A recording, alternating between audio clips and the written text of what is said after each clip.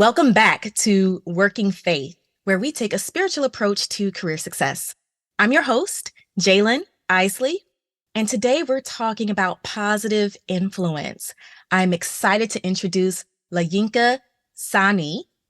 She is a transformation coach who supports and empowers women to see themselves, be their own best friend, and find a home of peace and safety within. Her work entails helping women increase in self-awareness, identify the root of their issues, dismantle limiting beliefs, and establish healthier relationships with themselves and others as they take brave and courageous steps to become the next best version of themselves. So LaYinka, welcome to the show. Thank you for having me. It's a pleasure to be here. Absolutely, absolutely. Well, if anyone is listening for the very first time, this show is all about leveraging the spiritual principles of our faith to positively impact our workplace and grow our careers. So, LaYinka, let's start by talking about your own faith journey. We know you are a Muslim. What are some of the core principles of your faith that resonate most with you and how they shaped who you are today? First and foremost, trust and faith in God and the belief that life in God is working for me and having a positive regard for God. Like we go through so many things. We have our highs and our lows. We have losses, we have joys. And to have that faith and belief, that core faith that God is working for me, God is working for us, and that everything is in our favor. We might not understand it, we might not get it, it might not make any sense, but there's wisdom. And to trust in that higher wisdom, that really solidifies everything for me. You know, everything comes from that core tenet. And also kindness, to treat others in the way that I would like to be treated is something that we're taught by Prophet Muhammad, peace be upon him. Like, treat people how you would like to be treated. So positive regard for human life, for humans, for people. And and that really guides how I move about with people, how I interact with people, how I do business with people. Would I like to be treated in this way? And that for me kind of just helps me to have that level of consciousness and awareness of my own choices, and also being able to pivot when I make mistakes. Because listen, I'm a human, right? Right, I'm going to right. do dumb things, but just being able to come back to base and do the next best thing or the next right thing. Yeah. So just to recap, some of the core tenets that resonate with you most and guide your behavior on a regular basis would be trust and faith, and knowing that God is working for you, knowing everything is working out for your favor, even when you have setbacks and challenges, even if you don't Mm, understand what's taking place, you have faith that God is working on your behalf. yeah.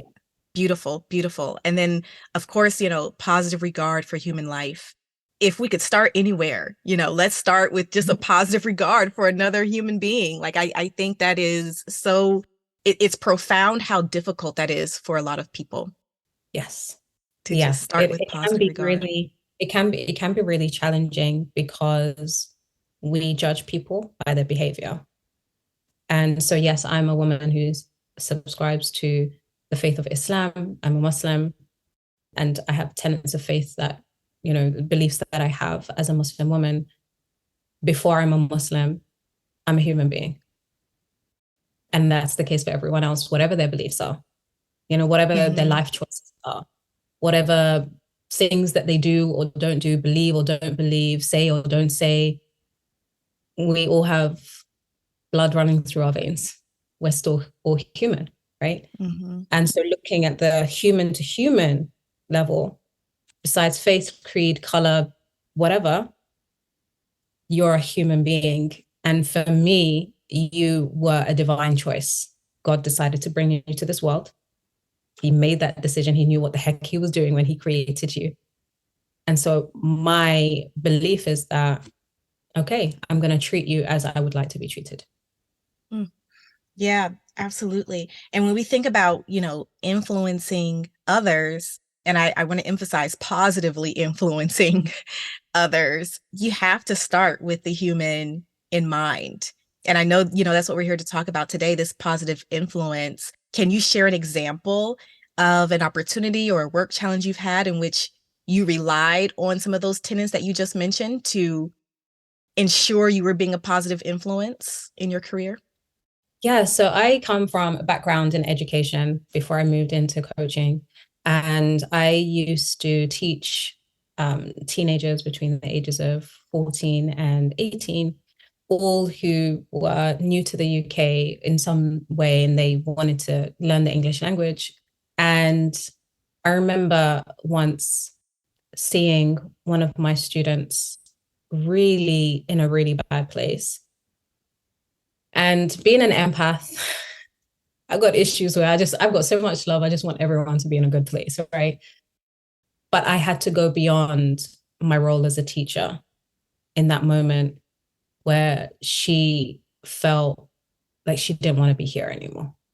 Hmm.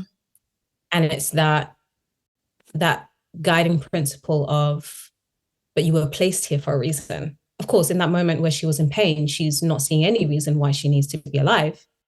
But for me to hold space for her and to literally hold her, to let her know and to let her feel that there is at least one person in this world that wants you to still be alive, that wants you to be here because you are worth being here.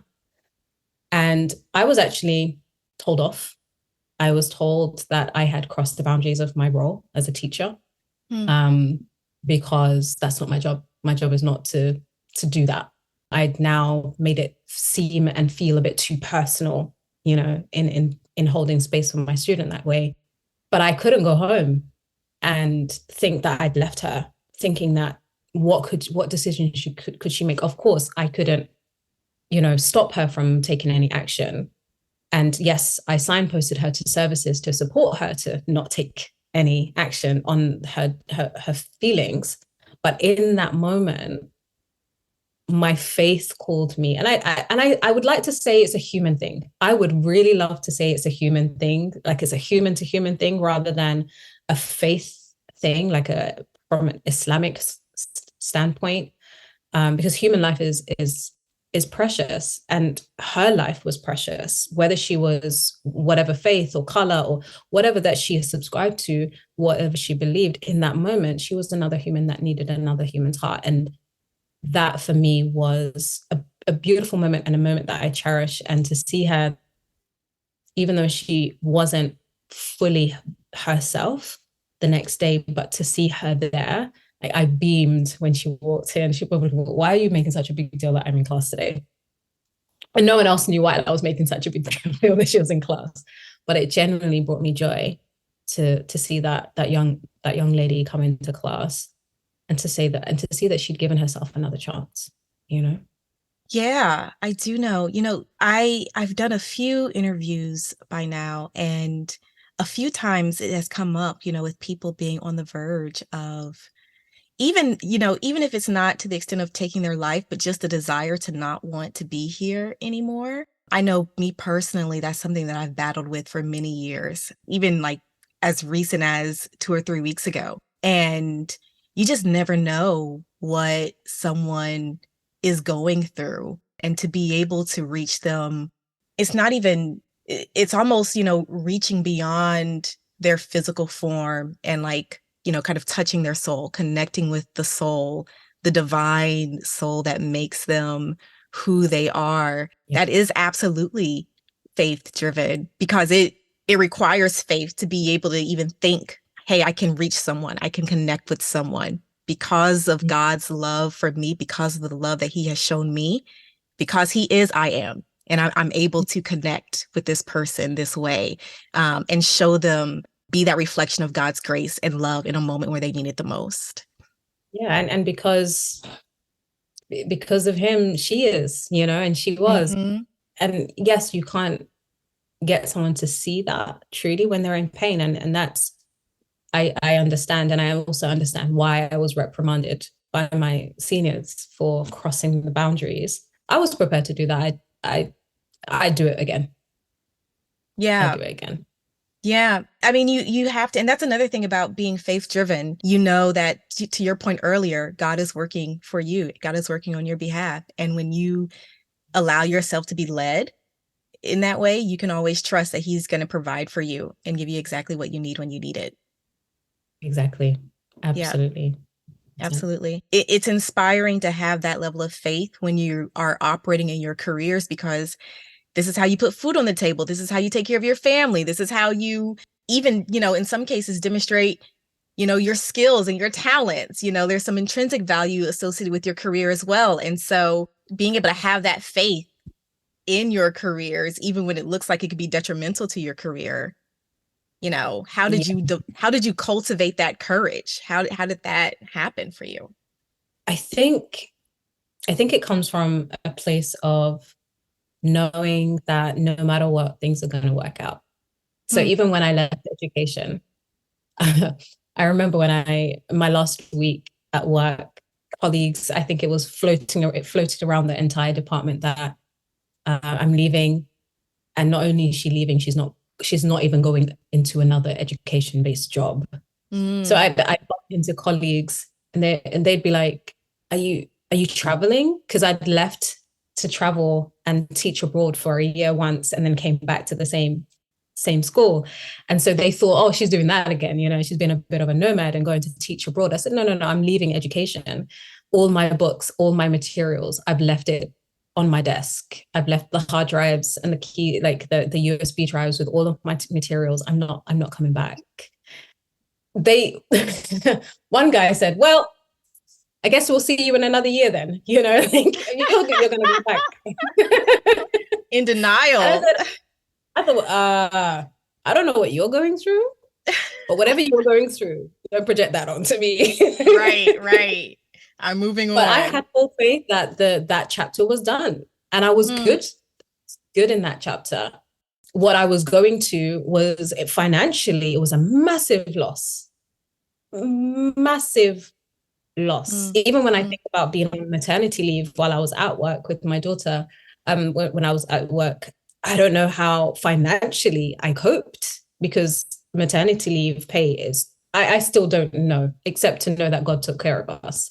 I don't know mm, how that money made us through the year that I was off work, but it did. And so, when I've seen examples of being taken care of and things still mm, working and getting to the other side, and we're still standing, and that's a phrase that I like to use with friends. They'll say, hey, how you doing? I'm like, I'm still standing. Even though yeah. I've seen me fall in the past, I'm Mm, back up on my feet. I'm still standing.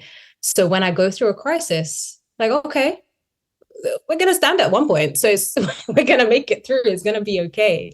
But I loved being able to exit that career path with full faith that we're gonna be okay. We're gonna make it, whatever making it even looks like, and it's the right choice for me, despite what other people were saying and thinking and worrying about and freaking out about. yeah. No, that makes sense. And when you have seen the examples of it, I get it. Like it's a lot easier to keep moving forward when you have multiple reference points of being shielded and protected and provided for and supported in the past. So yeah, that makes sense. So talk to me then about your spiritual wellness, like your health and well-being when it comes to your spirit, because you got to do something to fortify your spirit and be prepared for whatever life throws your way. So are there specific practices you use to maintain your spiritual health? I mean, one of the things that I love about Islam is that we get five formal touch points with God a day. So we pray 5 times a day, and it's centered throughout like it's placed throughout the day. So in the morning and two in the afternoon, one towards the evening, and one at night. So it feels like a continual check-in with him throughout the day. So whatever you've been carrying throughout the day, you can offload 5 times, and that for me is really beautiful. It's a really beautiful part of my faith. And then at times when like women can't pray when they're menstruating, there's still that connection with God that I can call to him anytime anyway. Like Mm, I've got a 24/7 line to him where I can ask him and I can talk to him and I can share with him and I can cry to him and I can ask him, hey, I don't yeah. get what's the about. Just let me just feel good at least, you know, even though I don't get it. Give me a Yeah. little bit of solace in my heart, you know? So conversations for me, that conversations with God are so they're so precious. And I'm grateful that it doesn't always have to be formalized. Like I don't always have to pray in order to have that conversation. Like the five Yeah. prayers. I can be driving along the road. I'm going somewhere that I know typically has terrible parking. And Hmm. I can say, oh God, please just open up a space for me on that road. And my kids think I've lost my mind when I do it. She's like, you're asking God for a parking space? I said, yes, I'm asking for God for a parking space. And he gives me the parking space. Right, right. So it still kind of shakes me a little bit when I get the parking space. I'm like, you really came through with the parking space. You Listen. know, but yeah, that helps. I also love journaling. Journaling is my space to offload and to figure things out, to empty. So I empty to God, and I also empty and meet myself on a page. It's my way of saying, hey girl, let's talk. Let's sit Mm. down. And it helps me take care of my heart, because I'm given to myself a space that sometimes we seek from other people, but they can't adequately give us.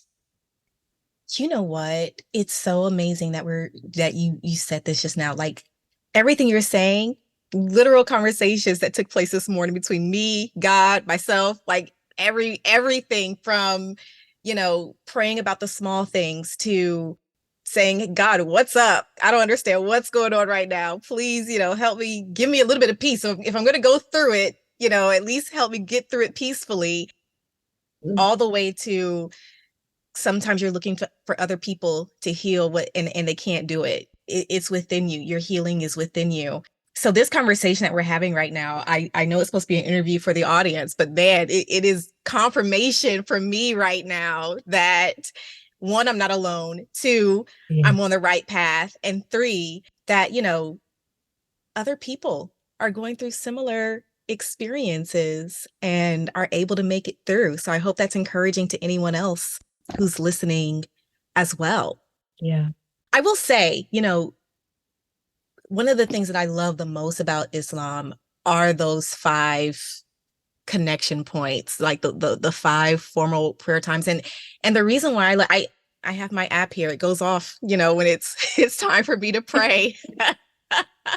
But the reason why I appreciate that so much about Islam, that it's something that it taught me is to just be very intentional about my communication with God, Mm. that God wants that ongoing communication and connection and values that connection, And so I'm not surprised, that like you mentioned, you have five opportunities to offload whatever is going on throughout your day. Like that is great. Exactly, exactly.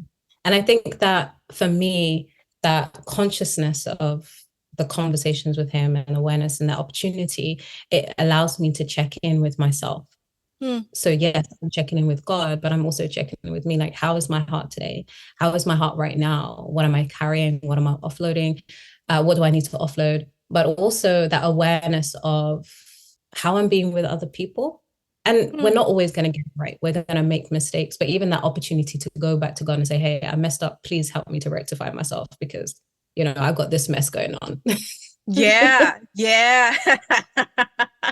Right. That makes so much sense. And I feel like, especially when we're talking about influencing others, you've got to offload this stuff in order to be a positive influence to others. What do you think?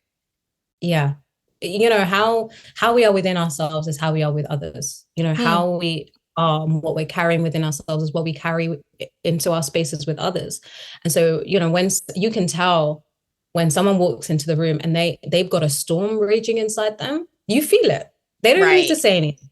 You Right. feel, right? And so if we're not taking care of ourselves, then that is going to spill into our relationships, the connections that we have, the people that we talk to and communicate with. And so if we want to be great with others, if we want to be able to positively influence others, then how we influence on ourselves first, because we're the first source of influence. Right.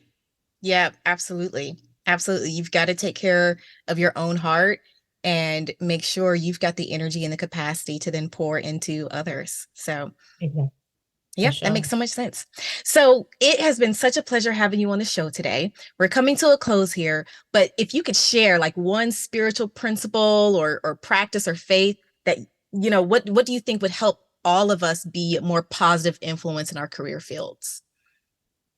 I think going back to that first principle that I mentioned, that positive regard for humans and for Mm, human life, um, and that very simple, very, very simple belief that I will treat people how I wish to be treated myself. I will love people how I love to be loved to myself. I will forgive people how I would love to be forgive to myself. You know, all mm-hmm. of those pieces, I will give people excuses just as I would love for people to give me excuses myself, and to realize that we're all in this together. We're all members of the human race. Some of us are plodding along, some of us are crawling, some of us are sprinting ahead, but we're all members here. And if we see people with that regard and through that lens, and allow ourselves to extend what we can, because I don't think we should be open and full lovey-dovey with everyone, but what we can and what we have available to us to extend to others. I mean, just imagine what the world would be like, you know? Yeah, yeah, absolutely. And that is part of the reason why I'm doing this podcast here. Like, imagine what the world would be like. Imagine what our workplaces would be like if we leaned Mm. more into these principles of, Yeah, especially if you're in a place of yeah, leadership, managerial role. I think sometimes the human element is missing. you're right, People are right. people, yeah, they're employees, but they're people Hmm. too. Definitely. Yeah. Okay. Great. Well, thank you so much once again for being on the show. And thank you all for listening to Working Faith. I hope you enjoyed today's episode. All the show notes, information about our guests, and link to sign up for career coaching can be found on the website workingfaith.com. Remember to subscribe, rate, and share this show with others. We'll be back next week with more tips on how you can take a spiritual approach to your career success and work your faith. Good day.